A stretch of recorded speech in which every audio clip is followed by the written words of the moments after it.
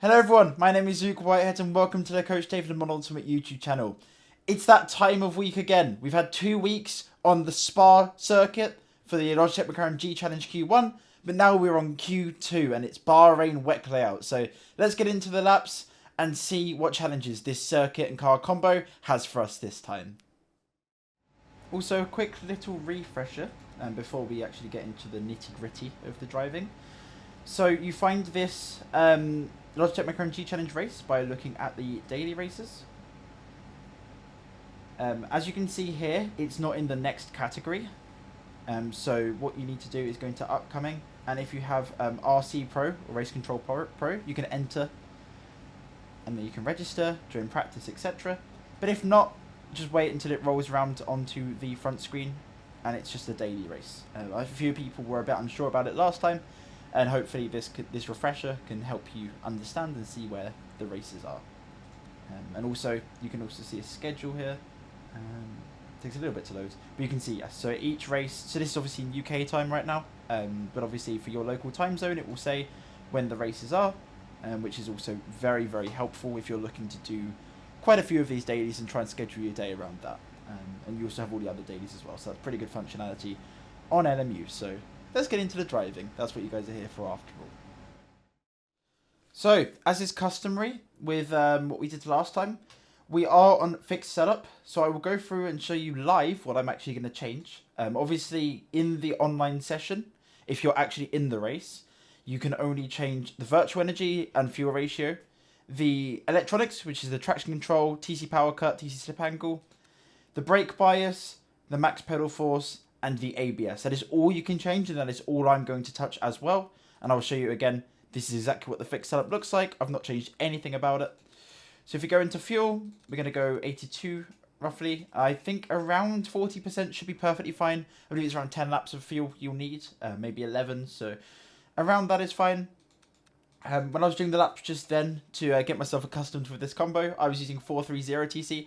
Not sure if it's the most optimal. I'm sure you can use 433 or any sort of similarity to this, but I found that 430 was providing me with a good balance.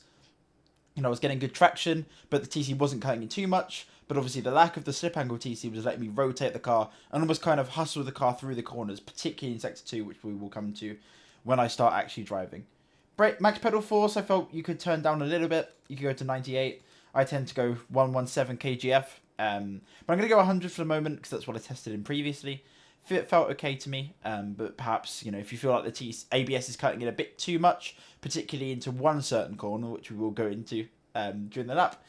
But other than that, I think it's relatively fine for that. Brake bias, I was running 44.5, so around what I was doing for Spa, and ABS 6 as well. You can use ABS 9, but I feel that ABS 6 just gives a little bit better braking performance, especially when you're turning into the corner and starting to trade off the brake.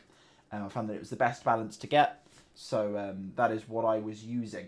But again, you can use kind of whatever you want on this, but that's just my preference. So hopefully you guys find the same preference too. So let's get into our lap then. Okay, now we are going to do the same sort of thing that we did last time. Obviously we are in the exact same conditions that you're running for the actual event. Light clouds, 30C, 7 PM. Saturated track with tyre warmers, so exactly the same as what you'd have in the race, and we are running race fuel. So first and foremost, let's go over to turn 1. We'll cut across the line on the left hand side, just to get your reference. So for braking to turn 1, you want to use this road on the left hand side. Just the start of it usually works. This car doesn't have great brakes, you do want to brake deceptively early. You can use this entry curb for a bit more space, but I tend to actually turn in a little bit earlier.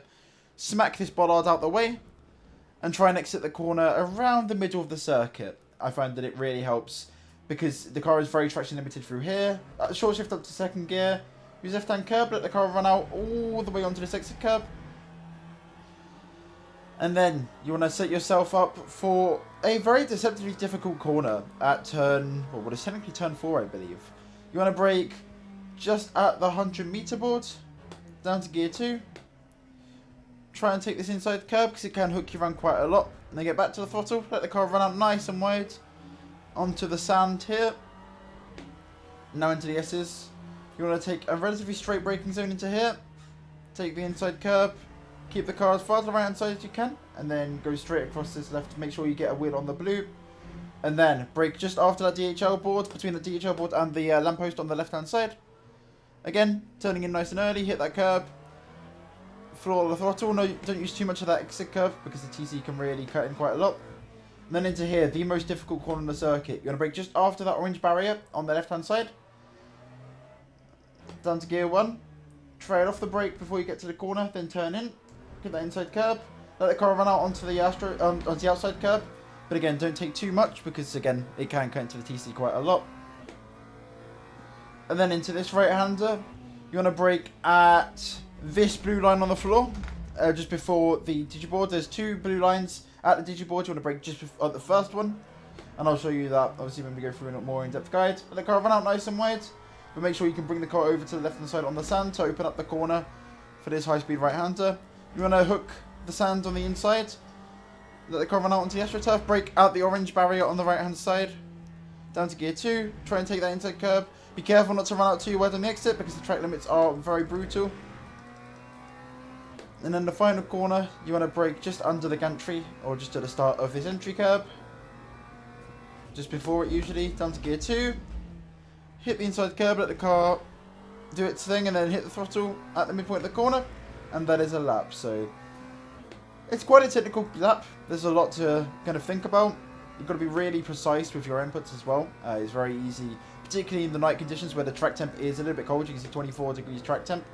It's very easy to, you know, grab a brake and overshoot, exactly like I just have at turn 1, funny enough.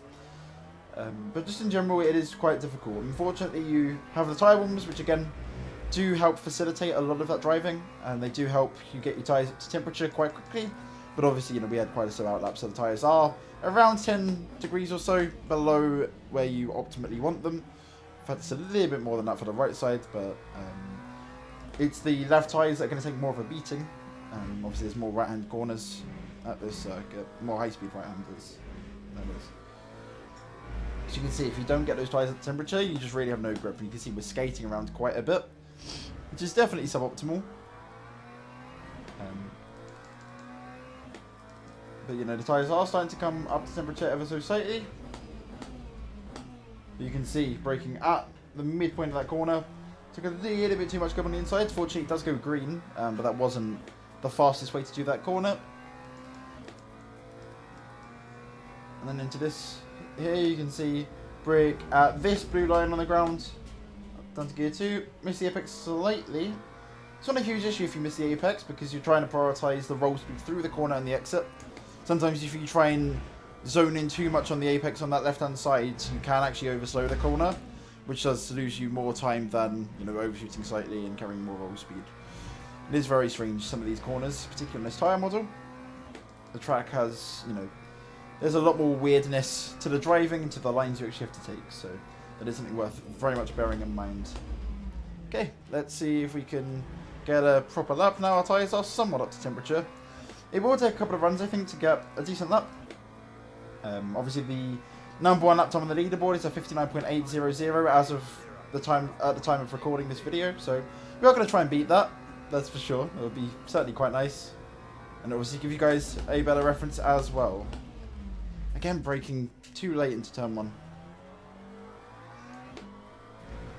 You can see how traction limited the car is. You know, we're almost fighting the car on the exit there. Obviously, you'll see that on the telemetry as well. Go save Delta. This run and any subsequent runs I do in this recording will be available in the app, like was the case for Spa a couple of weeks ago.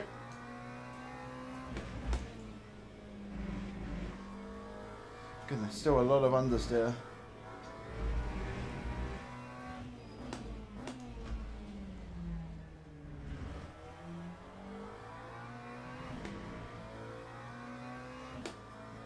I still aren't quite there on temperature. I can definitely feel they're skating around a little bit. Obviously, because the track temp is very cold, it's a lot more reliant on getting the tyres into that window at around, you know, just over 80 degrees is really where the tyres start to kick in. And you can see we're still below that threshold right now, which is why the car is skating around a little bit. So it's certainly not the most optimal approach. You know, as was, you know, the opposite case for Spa, really. You wanted to take quite a sub out lap, or, you know, bring the tyres in quite gradually because of the track was quite hot, but this is the exact opposite, where you actually want to push the car quite hard because of how cold the track temp is. So even with tyre warmers, you know, the tyres are still relatively cold. I mean, we're up to the 80s now. But again, you know, it's taking a lot more effort to get the tyres into that window than it was for Spa, so that is very much an important thing to consider. Okay, now that the tyres are kind of in that window now, let's see if we can hit that lap. I'm going to turn my ceiling fan on. It's a little bit toasty in my room. Alright, let's see if we can get one of these decently clean laps.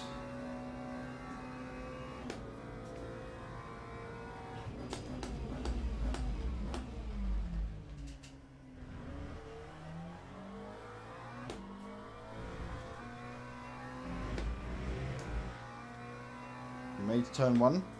Huge.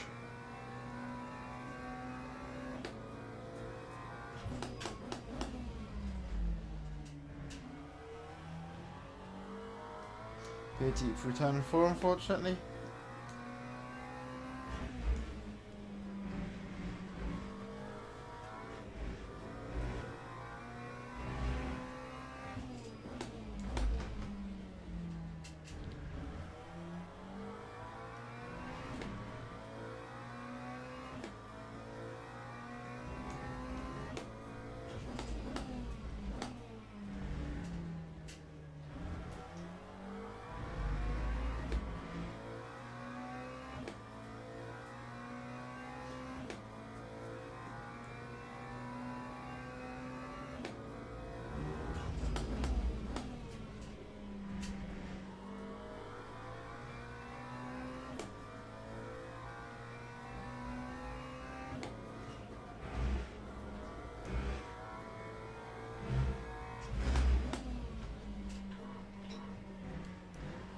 That was a bit poor.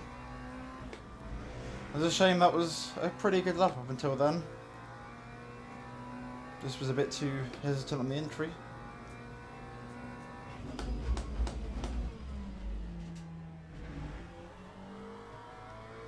Okay, we are still gonna set the, well, I think we're gonna set the technical lap record here. 59.6.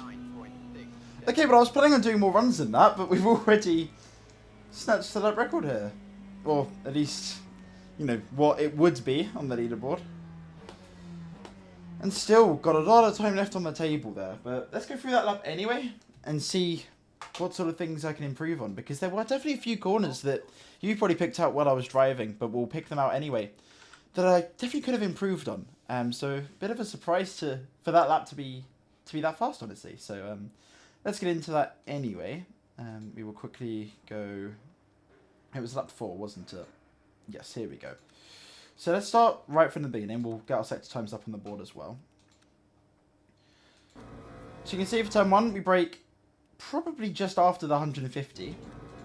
So I find around the 150 to that tarmac road is kind of where I'm braking.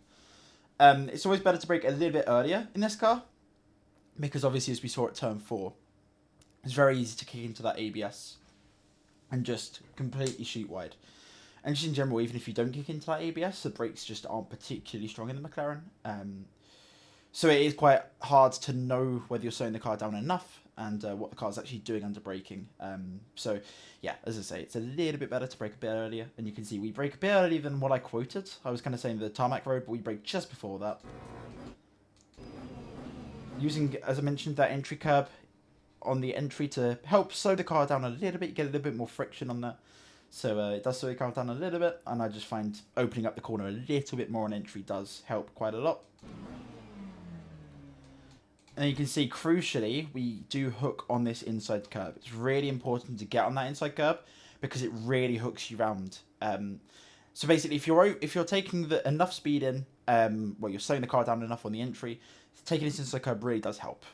Because again, you don't get the best exit necessarily, but it hooks you around quite a lot. And you can see, crucially, we are around the middle of the circuit. So we are giving ourselves enough room to get the car out the corner and not compromise the left-hander of this section here. And obviously because, again, the car is very traction limited. And on the upshift, the McLaren does tend to have quite a big twitch, particularly when you're turning. So, you know, you can get that short shift done in a relatively straight line and not sacrifice your traction too much. And you can see we get that nicely. We don't get any sort of slides there. Let the car run out nice and wide.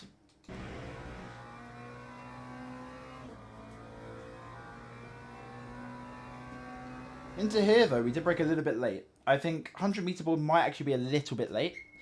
I think braking between this tarmac road and the 100 meter board will probably be the better call, to be honest. I feel like maybe you can brake at the 100, but you need to point the car up to the curb more, because you can see coming into here, you can see we actually, well, we do clip that inside curb, but ideally you want to have your wheel almost touching the bollard. And as you can see, we are quite far away from that, so we don't really get the optimal hook round.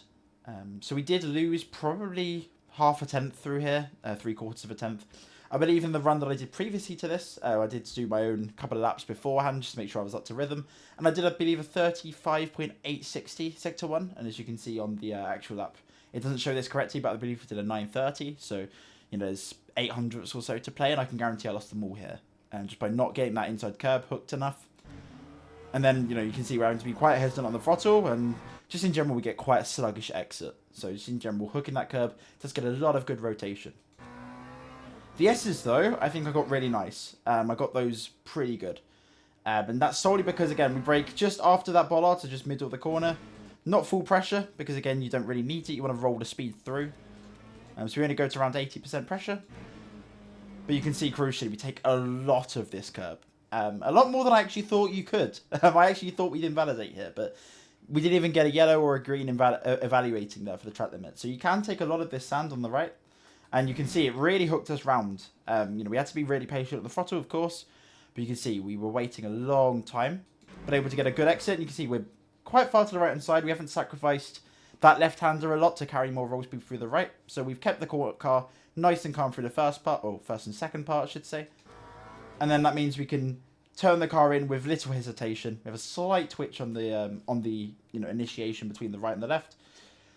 But you can see we get on the blue, hit the car around, and we exit the corner almost within the curb, which, you know, is generally a good indicator. If you carry good speed through, it's a good indicator that you've done a good job. You know, you've carried a lot of good cornering speed through, but hooked the curb nicely and got good rotation. And that is something that is very difficult to fix up in the McLaren. It's very hard to get that rotation. You can see we got it quite nicely.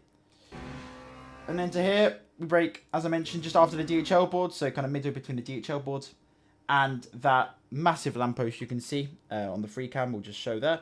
That one right in the middle of our vision. That's kind of where I brake. You can see again, braking almost pointed away from the corner, because again, it's kind of impossible to get the car over to the left and straighten up parallel to the curb before you start braking. You can see we do that. We get on the curb, and as soon as we're on that curb, we start rolling off the brake. You can see that here. Roll off the brake, trailing into the corner, hooking that inside curb nicely. Obviously, we've thankfully removed the bollard before we got there, but thankfully we get a good hook of the curb. And then back to throttle, let the car run out. Again, minimal exit curb. Don't want to get right out on the left because it's a bit rougher as you get further to the left. So we lose a little bit. And then into this very difficult left-hander, sorry. We get on the curb on the right-hand side, start turning in. I mean, I don't even know if there's a turn-in point here. I guess after this little sand hut on the left, or this little mud hut, well, not mud hut, but this little concrete building on the left, or, you know, this crane on the right. You really don't have that many references, I'm afraid, for the turn-in, but the braking point, luckily, is quite good. Because you have this white line on the ground, you have the curb, and you have that orange barrier on the left. So you have a plethora of brake markers here. We brake just after that orange, or pretty much as we're getting onto the apex here. Braking dead straight, getting on this exit curb, and then again, similarly to the previous hairpin, as soon as you get to that outside curb, we start rolling off the brake. You can see we are trading quite deep. We do hook this inside curb here. We get back to the throttle nice and early. I would honestly say I probably turned in a little prematurely for this hairpin left. And we can see here we hit the apex here, whereas ideally you kind of want to come from a slightly wider angle. So, you know, if we're cornering like this, you kind of want to hit the apex like this. So turn in slightly later than I did. But again, it worked okay. We hooked the inside curb. But I think we did sacrifice a little bit of exit speed by, turning in a little earlier. I think on the Delta as well, on the lap, you saw we lost a little bit out of this corner. And you can see we did actually run quite a lot of that exit curb, which would have also inhibited our exit ever so slightly. And now into this long left-hander. As I mentioned, braking at this blue bit of sand on the ground, or just beforehand. You see, it's very hard to see, unfortunately, at night time. We have the digiboard, which is just in line with the 50 and that orange barrier. I think they're relatively similar, but I use those as reference as well. But yeah, this blue bit on the ground before the light blue and the dark blue and then the digiboard, that is what I use. And obviously, if you need to, go and have a look in the daytime.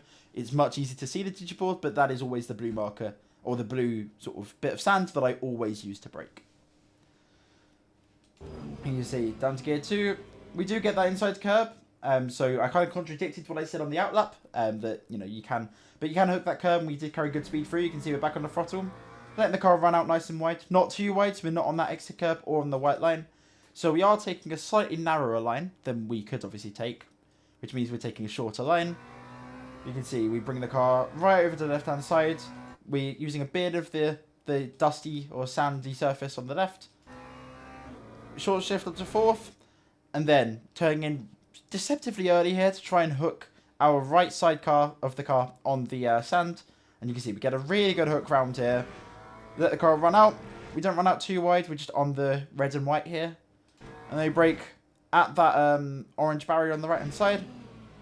But you can see we overslow a little bit, unfortunately, which means we sort of have a couple of blips of the throttle to try and make sure we reach the apex. But I think honestly, I just broke a little bit too early. I think the main thing that I struggle with a lot in this corner is overshooting. And obviously, if you brake slightly too late, you overshoot. And slightly too early, you undershoot. But it's such a small distance and such a small difference between those two, those two mistakes, seemingly, that it's really hard to get that middle point. And you can see we unfortunately didn't get it on this lap. We broke just a bit too early. But the turning point was good. And you can see if we carried in a little bit more speed, we'd have hit that apex really nicely. Got back on the throttle. Again, don't let the car run out too wide. You can see we have just our left wheels on the sand ever so slightly. Our right wheels are on the white line, so make sure you don't go any further than this because you will get an invalidation.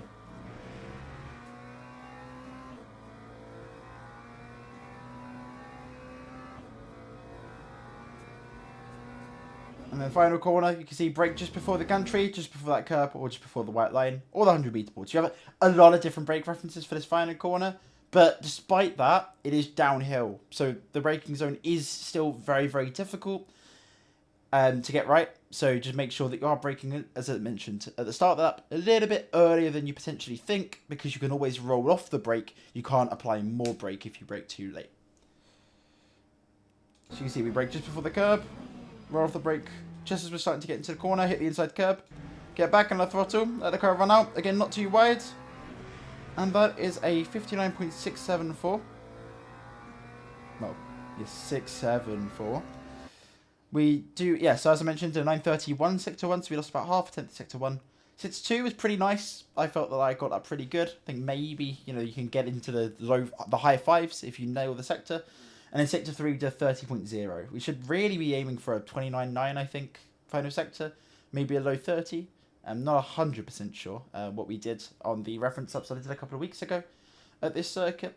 But nonetheless, it's still a decently clean lap. Obviously, we are handily top of the leaderboards in theory. I will try and do some laps later because I think we can get that down to probably a 0.5, maybe even a 0.4 if we get the lap optimal. But perhaps that's being a little over ambitious. But we'll definitely see, and we'll have a look at the lap once again with Coach Dave Delta and see some of the data points of that lap.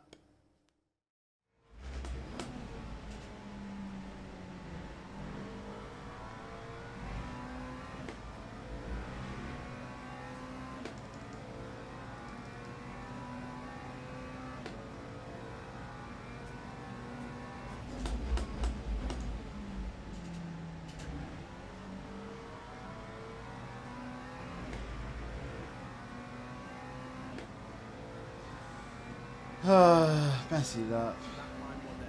It's better. It's better, but it was messy. Ah, okay. I'll take that. We'll have a look on Coach Dave Delta, but first of all, I want to look at the replay and see what we actually did differently, because there are a couple of things that I definitely did worse than my previous lap, but there are a couple of things that I also did better. So it's going to be quite important to try and differentiate which of those, you know, are better, which of those are worse. But obviously, if we look at sectors on face value, you know, Sector 1 on that particular lap was significantly worse than before, about half a tenth. Sector 2 was better, could maybe dip into the high fives, as I mentioned earlier. And then Sector 3 was around the same, but I think the last corner was better than what we did before. So let's have a look at the replay very quick. So it is a bit frustrating to get the lap when you're trying to push a bit harder. But we'll just have a quick look through. Ironically enough, I think the previous lap prior to this was actually a little bit better until I got to the final sector. But we'll have a look anyway. So let's have a look at turn 1. So turn 1, we brake at the tarmac, more or less. We get the inside curb nicely. Short shift up. I think turn 1 and 2 and 3 were pretty decent. I got a pretty bad bounce over that curb. But in terms of that, I think Sector 1 was okay. I think this corner here was where I lost a lot. You can see here, brake at the 100. You can see again, completely missed the curb again. And you've got a big slide on a bit of a slide on exit. It was definitely that corner. That was where I lost all of my time. And that was, again, significantly worse than what I did on the previous lap. Or on the fastest lap that I had previously. So, unfortunate, but easy to rectify and easy to fix. Through here, similar to before, take a lot of this dirt. Turns a little bit later, which I think was better.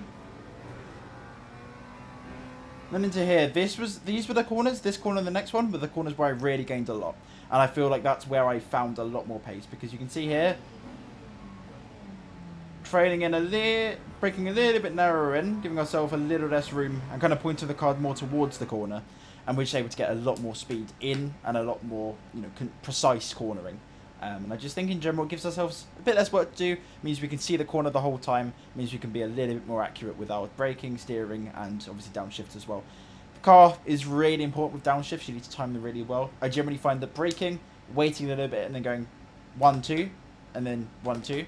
That generally is the best way, in this car at least, you know, from what I found, feels like the best way to downshift in terms of braking. Because, yeah, downshifts in this game do really affect your braking. It is very, very important.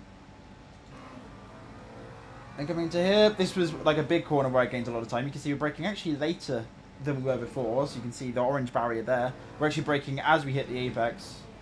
And then we're, again, using similar line, training off.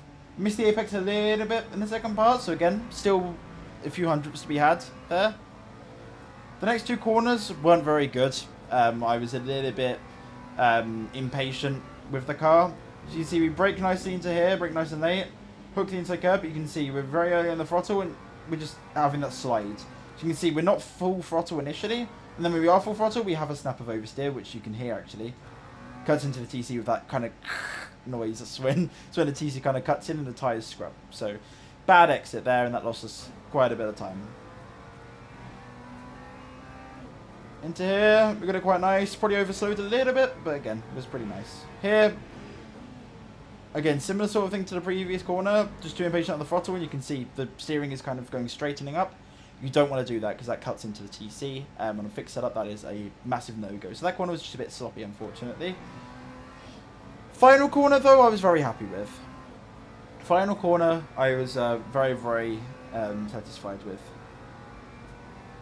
You see, we brake just before the 100-meter board, as we did before, trade in, get the inside curve, get back to the throttle. Get a bit of a slide, but we carried really good speed through. And that is the lap.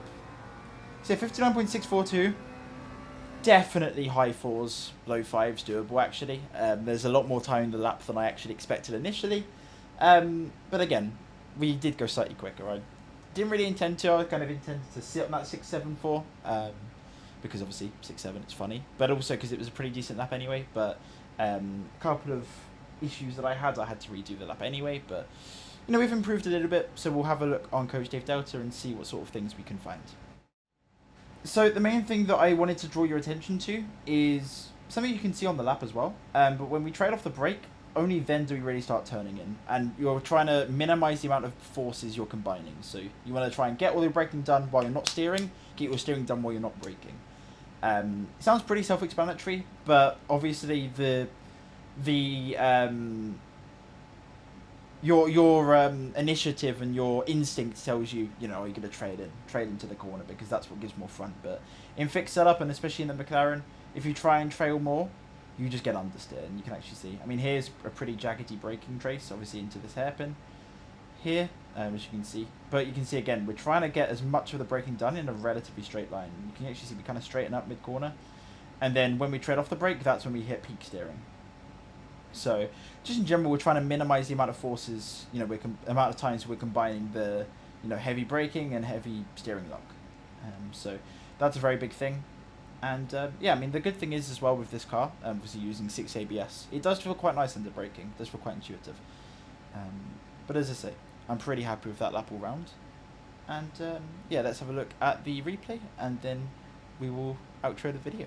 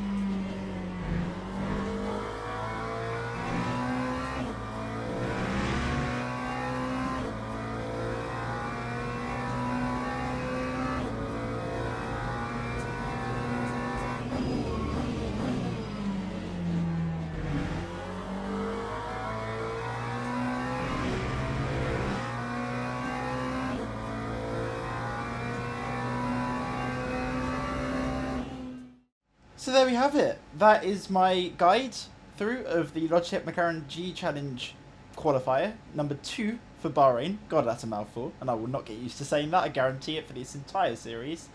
But I hope you guys found it helpful. If you did, make sure to leave a like, subscribe if you're new. Make sure to leave a comment down below on what you thought of the video and what other videos you'd like to see. I'm always reading through and liking some of the feedback we're getting, and I'd love to, as I say, make more videos and make sure I fulfill what you guys want to see. But regardless, if you have any questions, make sure to leave in the comments as well. I'll be able to answer. But yeah, take care of yourselves. Good luck in the next, well, week and a half now of the Logitech McLaren G Challenge Qualifier 2 at Bahrain. Take care and goodbye.